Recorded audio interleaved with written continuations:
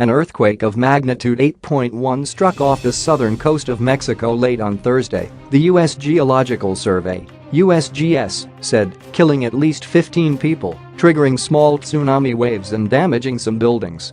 An earthquake of magnitude 8.1 struck off the southern coast of Mexico late on Thursday, the U.S. Geological Survey (USGS) said, killing at least 15 people, triggering small tsunami waves and damaging some buildings.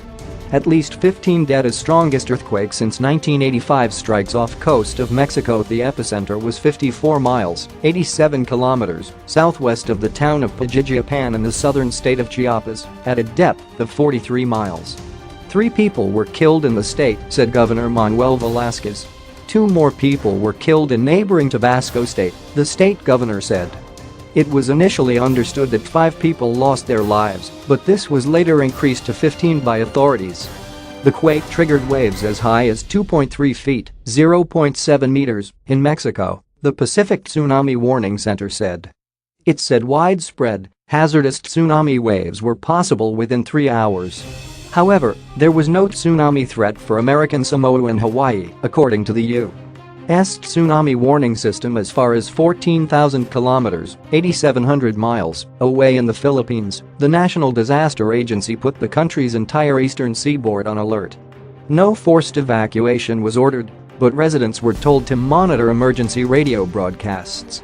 In Mexico, some buildings were severely damaged in the south of the country, including a hotel where rescuers were searching to make sure nobody was trapped. Windows were broken at Mexico City Airport and power went out in several neighborhoods of the capital. The cornice of a hotel collapsed in the southern tourist city of Oaxaca, a witness said. People in the capital, one of the world's largest cities, ran out into the streets in pajamas, and alarms sounded after the quake struck just before midnight, a Reuters witness said. Helicopters hovered overhead a few minutes later, apparently looking for damage to buildings in the city, which is built on a spongy, drained lake bed.